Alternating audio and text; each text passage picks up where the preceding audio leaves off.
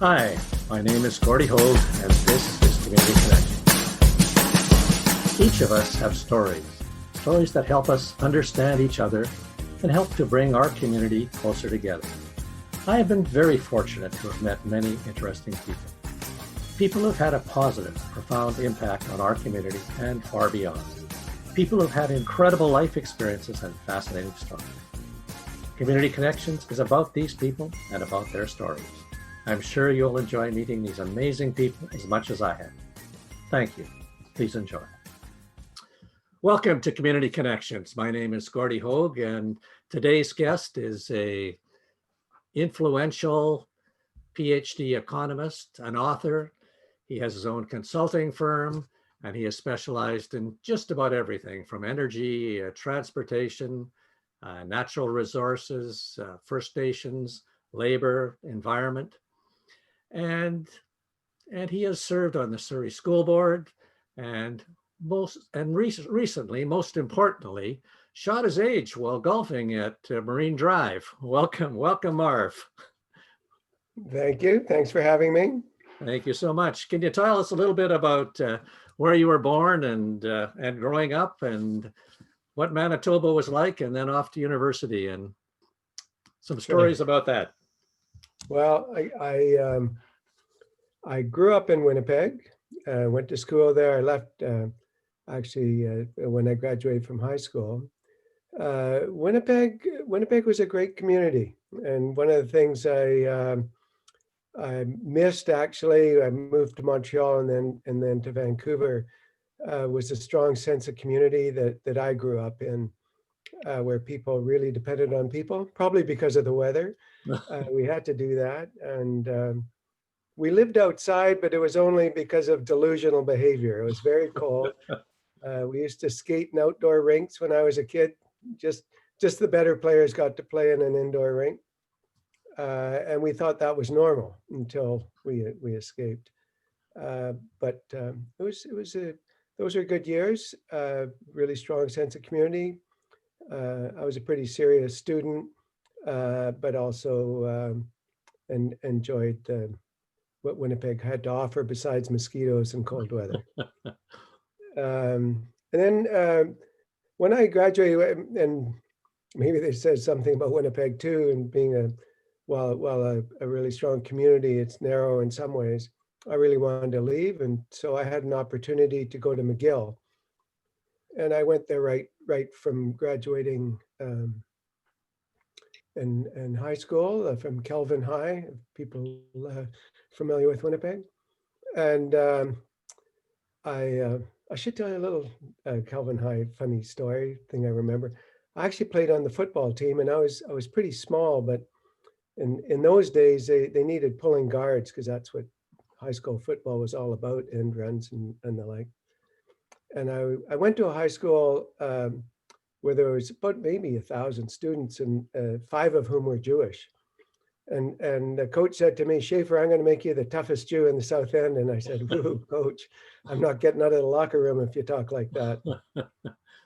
That's sort of a funny memory from that time. Anyway, I went on to McGill, and it was a very interesting time. It was in the late 60s, just at the beginning of the McGill Francais movement and the strong and violent separatist movements that started up around that time.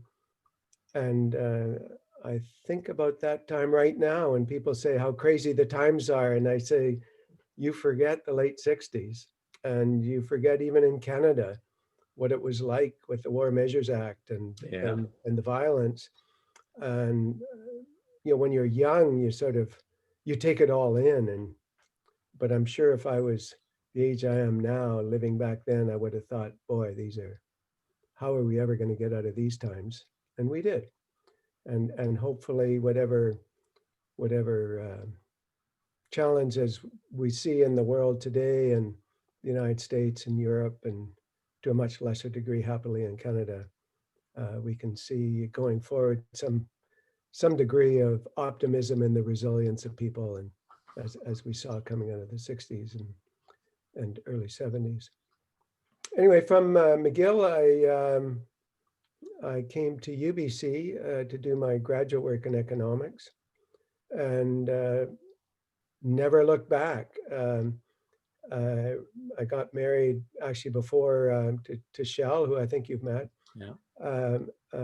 before I graduated, and we moved right away out to Crescent Beach. And we used to rent there, and you may recall, at the time that was a beach community for Sure was. people Yeah. from New West and other areas, and they would rent it to us in the winter, and we'd have to move out in the summer. So we'd travel in the summer, but we had a great time. I remember one of the places we had on McBride Street was $100 a month, and I had an argument with the landlord, who didn't want to charge me in December because there was too much water pooling in the front and there was no proper heat. And I said, no, we have to pay that. That's those were different times, Yeah. obviously. But we lived in Crescent Beach for 3 consecutive winters, and then we bought a place up the hill by Crescent Park, and then after that moved to White Rock, to your town. So can you tell me a little bit, what influenced you to go into economics? Was it family? Was it No, vision, or was it?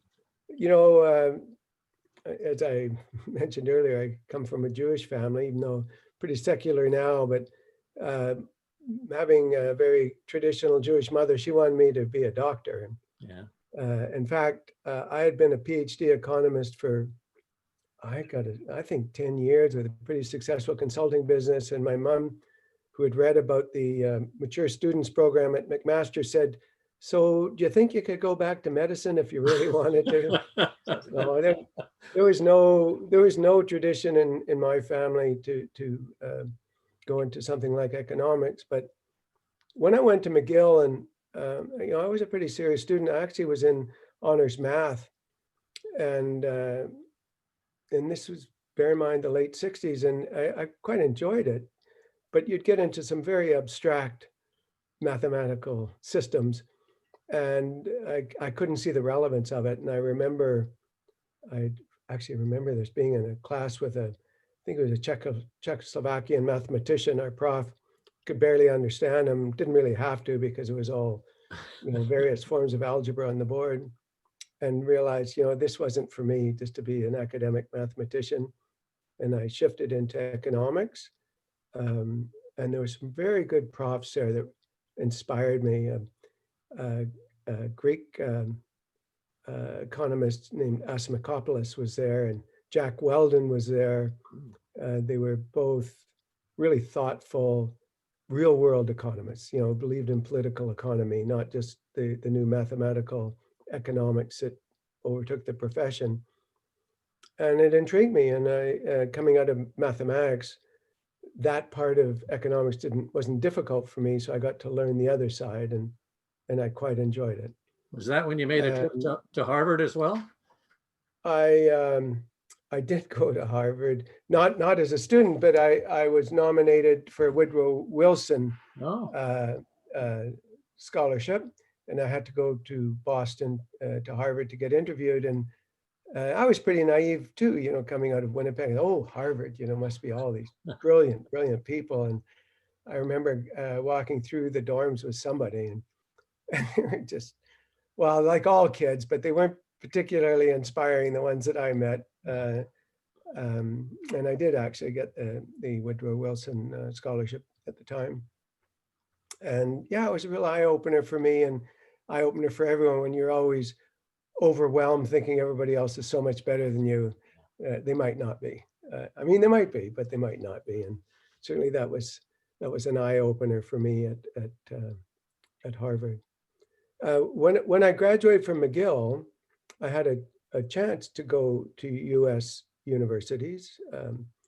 I was thinking about Stanford. I was actually thinking about the New School for Social Research in New York. I also had an opportunity to go to UBC. And this was at the time when the Americans were actually drafting Canadian students that were on student visas in the States. And my dad, a very thoughtful guy, didn't interfere very much in my life.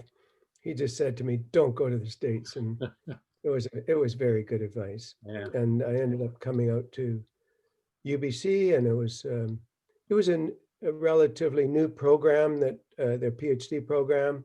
I was one of the first to get my PhD going through that program at UBC.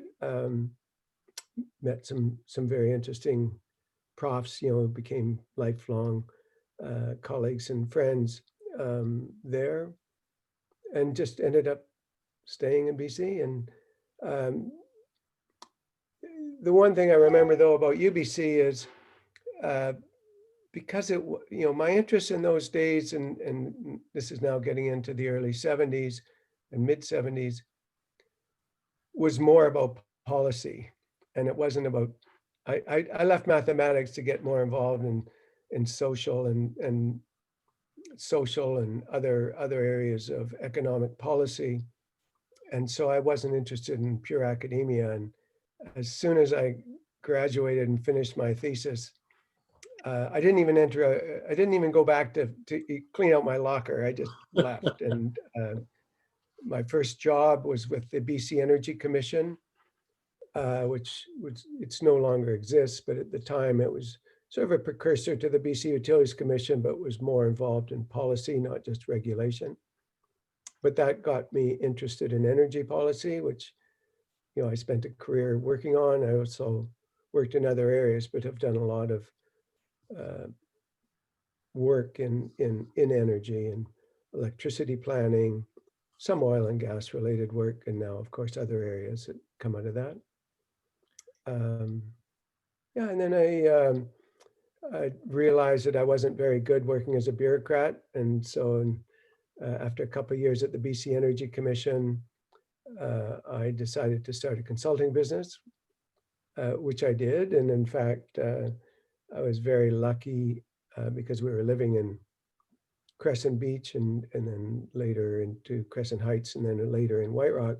I set up an office out there, so I didn't have to fight the commute to downtown, and that worked out.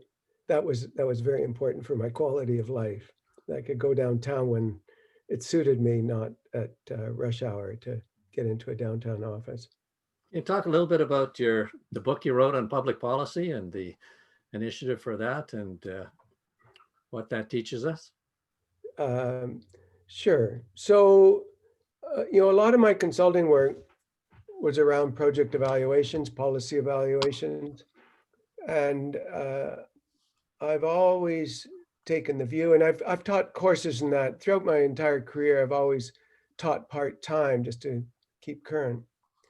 But I've always taken the view that, the big policy decisions are not easy. And they can't be reduced to a simple calculation of right versus wrong, that there are trade-offs, and what we have to do in policy analysis is as best, and I would argue as dispassionately as we can, analyzes the consequences of going ahead with a major project, going ahead with a major policy change, and what does it mean for people? What does it mean for taxpayers? What does it mean for the beneficiaries if it's a program to provide service? What does it mean for the environment? What does it mean for communities?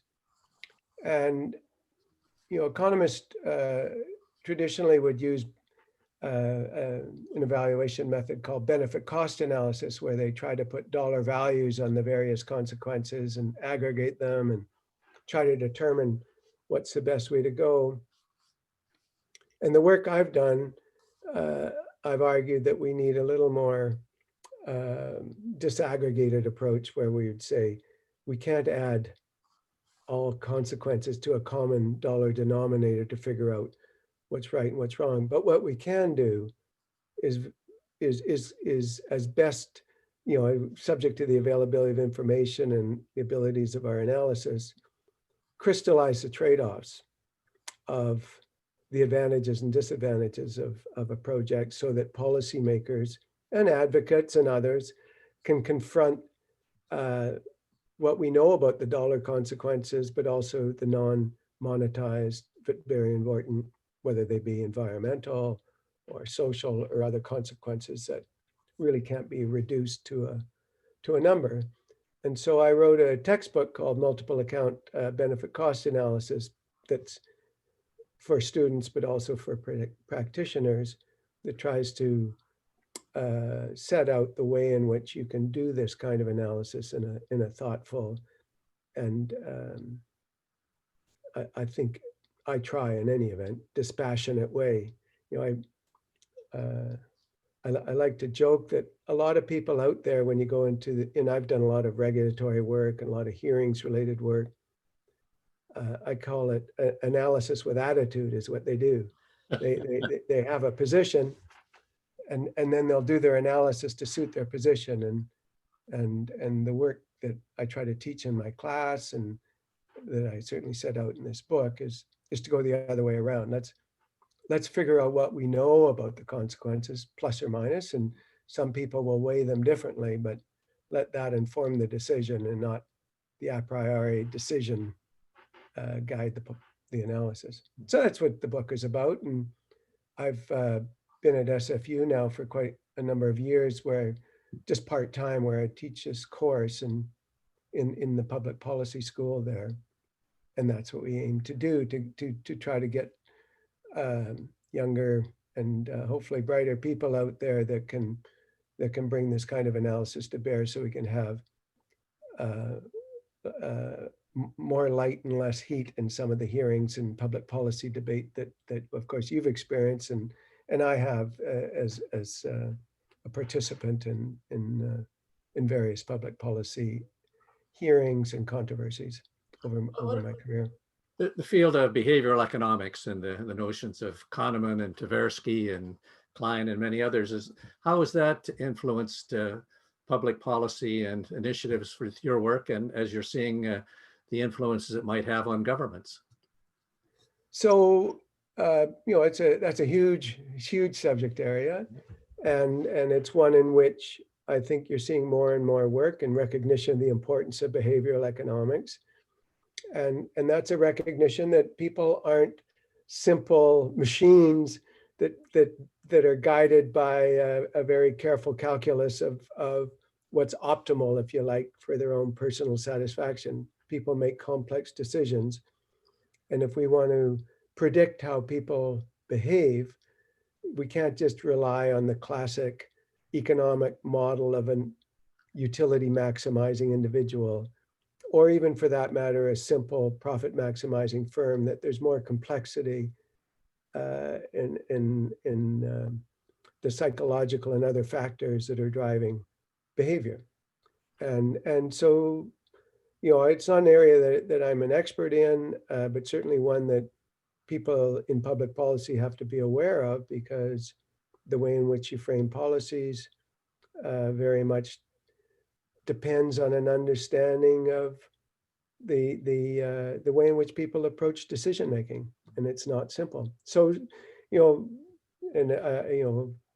looking at it from a government point of view, just whether people have to opt in or opt out won't lead. You'd think that would just lead to the exact same result if people if there was a simple calculation of what to do, but people make decisions based on where they're at, and not the simple calculation of benefits and costs in their work. And that can be very important when you want to promote what you think are better policies for people, things like that. Yeah. And the political psychologists sort of look at that and break it down as well in different ways. And certainly Kahneman's work, as he laid out the important questions, and I particularly like his focusing illusion, where he says that nothing is as important as it seems it is while you're thinking about it. And I often thought of that as I was sitting in cabinet and making decisions, and the intent that seemed to focus at that moment in time, which wasn't there later. Right. One of the areas actually where the behavioral economics and some of the psychological factors come to play in the work that I do is when you look at big projects, people's attachment to things really affects their valuation of it. So if people think they don't think about two different end states in the same way, if you're talking about a development project, whether it's a hydro project or anything for that matter, even a solar or wind project, if they feel attached to the present circumstance, present condition, they're going to value that present condition very highly, and it requires a big leap to make a change. And so that really affects policy. There's a certain inertia built in the status quo, whether you're in an environmental field or social field or any other. Yeah, I think one of the things Kahneman said was, why is it that people who agree with us we think are so reasonable, and those who disagree with us are so unreasonable, which I think addresses what you're talking about there. Yeah, absolutely. So I'm intrigued if we talk a little bit about what your blog from, I think it was last May, and you talk about saying the debate about the sustainability of government debt is seldom about the debt itself, the financial burden we're imposing on future generations. Can you talk a little bit about that? And certainly I found it quite illuminating when I read that. And can you talk a little bit about that so that our people who are watching can get a sense of the positions you're taking and what that means? So, I mean, the blog was inspired, because I guess you said this was last May. So this is, when we're governments, both provincially and federally and throughout the world, were running up huge deficits and accumulating debt at an extraordinary rate. And one of, and obviously some people are very concerned about that.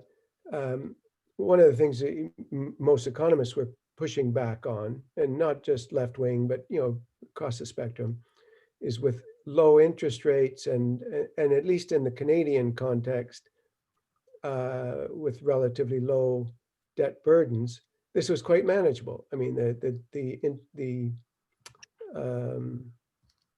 interest payments that government was going to have to make, in fact, as a share of GNP, as a share of size of the economy, was relatively small by historical standards and would remain so. But when we get into the debate that this would foster about, gee, should governments be cutting back or not, and even getting beyond COVID or thinking of earlier times debates about deficits, I think the political debate that people don't talk about enough is how big a government do we want? And I think some conservative people who say we've got to cut back on the debt, what they're really saying is we've got to cut back on the size of government. And what they worry about with debt is it enables government to spend too much too quickly, and possibly in ways that aren't meaningful to them. And people who are less concerned about the debt are often seeing that as an easier way to expand the role of government without having to deal with the political backlash of trying to raise taxes and have a more balanced budget. And so I think what I was saying in that blog was, if somebody asked me, and as they often do on the golf course and elsewhere, not that they get terribly thoughtful, certainly not billable responses, but are you worried about the current run-up of debt? And I would say, no, I don't think that's, and I think most economists wouldn't worry about that. But the bigger question is, where are we going with this? And because how will government roll back the income supports that it's been providing? That's a big debate coming up. Will government be providing more resources for public health, for preparedness, for emergency preparedness, for hospitals, for a huge array of needs that we've come to see? And so the bigger debate in my mind isn't so much what governments are doing right now, but what do we want governments to be doing going forward? As you know, my own view is I think society generally needs more public goods, and certainly for the middle and upper classes, our welfare isn't that far enhanced by more private goods, by more private spending or more private disposable income. That's not true, obviously, for lower income people. So, I would argue that we need to be thinking about a larger role of government, which goes against the grain, going right back to Thatcherism and Reagan years in the States and conservative governments in Canada as well, too. But that's the debate we have to have. Let's not worry about the debt itself, which obviously you have to manage at some point. But right now, with low interest rates, it's not the concern. But we do have to think about what is the role of government. Do we need more resources in this? In my own view, and you must see it. I'm living now in Vancouver. The homelessness situation is astounding. To me, and it's gotten worse through COVID. Why don't we have the resources to deal with that? It takes a huge amount of resources, not just in housing, but in services and the like.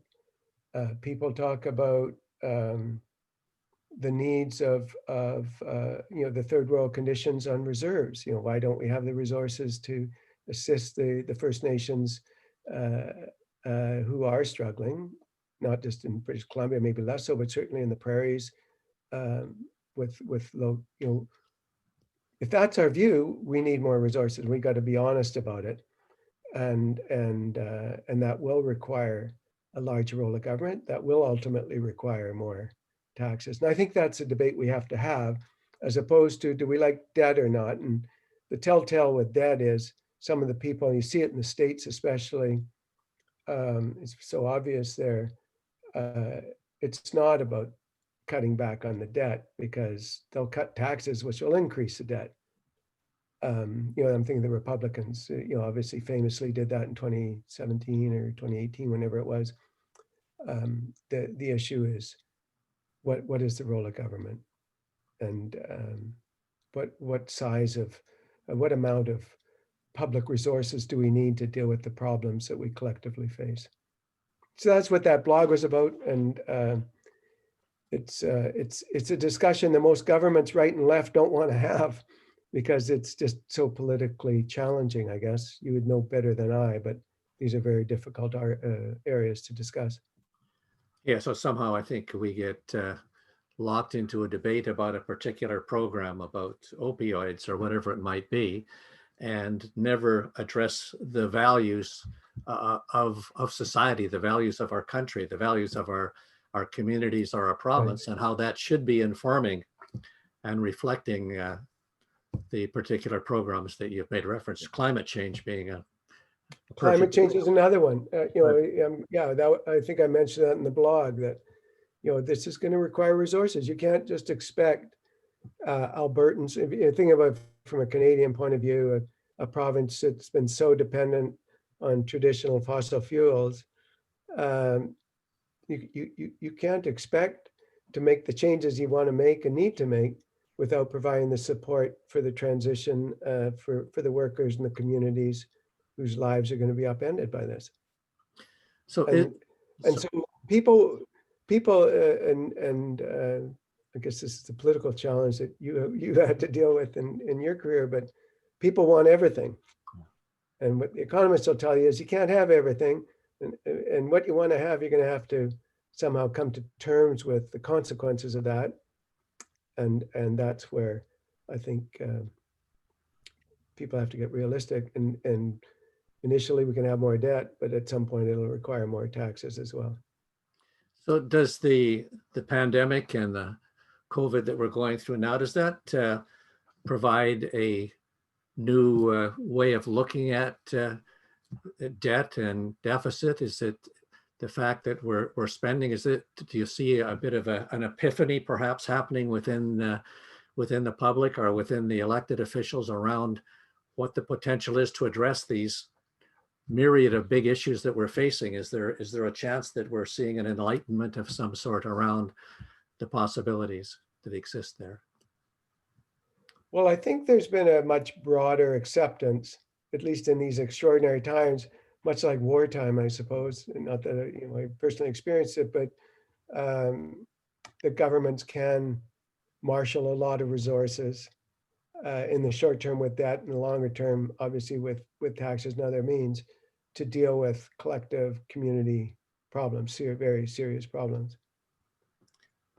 Whether that will be an epiphany, whether that will change, hopefully we will see the vaccines roll out next year, and we will see the world getting back to an old normal, not a new normal. Whether there's still the same sense of community purpose and recognition of community need, I don't know. I hope so, but I don't know. I would say from a conservative point of view, I share the view that one of the things that some people would find frustrating about the current time, when you spend this much money this quickly, a lot of it is not well considered. And I think that does a disservice to the people that want to marshal more resources for public community needs. That somehow, and it's the challenge of all governments of all stripes, if you want to take on the big issues, the bigger the issue, the more important it is you do it well. You'll get more people on board with you. And Certainly, of course, the challenge this time was the immediacy, and how do you get that money out there and do it in a judicious fashion, and that it didn't happen.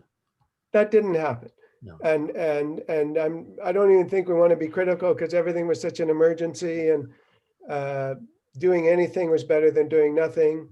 But when you look back on it, you could say, well, we certainly could have done this a little more efficiently than the way we did it. And there's, I got a check as a senior, and I'm thinking, well, why did I get a check as a senior? I didn't need that. Obviously there's some things I would rather that went to, was better focused on greater need. But so I think there'll be that. There's always that. But maybe as people across the political spectrum realize we have to be better prepared for pandemics. Just that very simple and direct thing will lead them to recognize we have to be better prepared for other catastrophic events, including climate change related. And we see the very dire circumstances that some people are finding themselves in, with losses of income and people, losses of support. Maybe there'll be a recognition that, yes, well, maybe it'd be nice if we differed in the best way we can deliver that, but have a common purpose that we have to come to terms with that. We can't just leave that aside, because everybody's well-being depends on that. Yeah, I wondered in this process how we've responded to the pandemic, and I think we've done a reasonably responsible job in Canada, whether or not there's a lesson to be learned by all Canadians, that maybe if there was a package of those other important issues that we could put together and say, let's take this approach once we're through this, and whether we put together climate change and some of the other important issues that we're facing, and put those in a package and say, let's address these the way we addressed the pandemic, whether or not there's a lesson learned in that people might be responsive to. We'll have to wait and see. It's funny, in these days of COVID, everybody is busy finding the books they want to read. Yeah. So I went back and I read Camus' The Plague, which is a good read, by the way. I hadn't read it in school and nor any time since. And I think they went through some of, and there's a fiction, but some of the same things and same moods, swings, and everything that we've gone through. But it is pretty striking how quickly people go back to the way they were when the plague ends, and it ended pretty suddenly. So we'll see. We'll see. I'd like to be optimistic about people showing the same kind of common purpose to threats that are every bit as great as the pandemic. In some ways, the pandemic is less of a threat to the well-being globally than other things we may be facing. But I'm not so confident when people get back to quote unquote normal lives that they'll be giving much thought to uh, unimmediate threats. Yeah, when you mentioned Camus, I recently reread Descartes' Air by Damasio, in which he's talking about how emotion influences decision making, and the impact that that's had, and the research around that, which, as you described, that reminds me how people will go back to what that emotional connectedness they have with their belief system, and how that is interpreted in terms of the actions, and how the pandemic has in some ways, I think, hopefully made us all look at some of that and the impact it has, and what we might learn through that. One of the and you might have noticed this too, but one of the things I think we can feel really good about in Canada, at least certainly in the early part of this, was the nonpartisan way in which Canadian political parties, but I think the general population took on the challenge. That was true in British Columbia, and it seemed to be true in Canada and other jurisdictions. Ontario is amazing, beyond what many of us would have expected. And not that everything went successfully, and certainly there's challenges, and there's probably going to be more partisanship going forward. But I think we are very fortunate in Canada to have had that. And I think it made a difference, particularly in the early response of the general population. Yeah, heartened in the confidence that people showed in each other, and their willingness to step aside from whatever their traditional beliefs were, and approach it in a collegial, collaborative approach to the best interest of Canadians and our country. And that's pretty heartening. It is, and you just have to look across the line. I remember I was at a Thanksgiving party a number of years ago with a bunch of Americans, and they went around the circle and asked everybody what they were thankful for. And I said it without trying to be mean, but I just said, I'm thankful I was born north of the 49th parallel.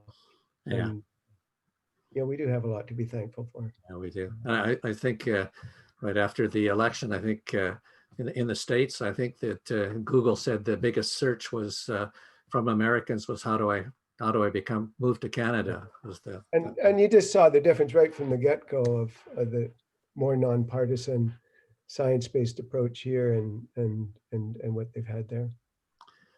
So as we're drawing to a close here, are there any bits of advice that you'd give? Any directions we should be taking? Anything that we can learn as a result of your vast experience and knowledge that you can convey as a few epithets for us to move forward with and make our lives better? Well, I'm sure I couldn't do that, but just from my own experience of what I've felt good about, I've been involved in many issues, mostly in the resource field, but in transportation. You might remember work I did with TransLink and setting that up. That I think we do a better job as analysts, but also as a general population, when we can try to separate facts from values and positions. When we try to at least discern as best we can, we're all going to have our own assumptions and the like, but discern facts and work from common set of facts, or at least a common set of analysis of consequences, and then impose our own values on top of that, so we can be arguing about what's important to us as opposed to observable facts.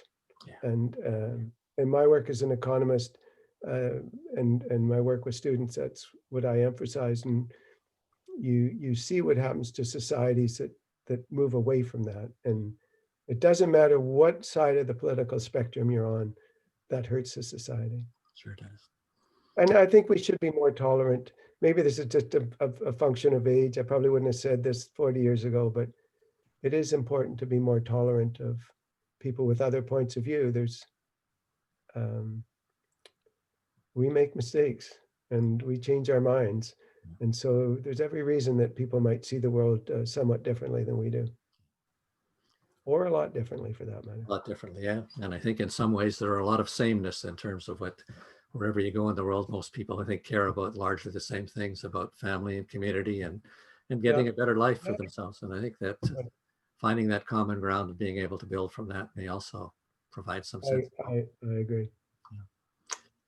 Well, Okay. thank you very much, Marv. You've been a great resource to our community, our province, and our country. And the work you do makes a big difference. And I certainly appreciate you taking the time to spend some time with us and explaining that. Thank you so very Okay. much.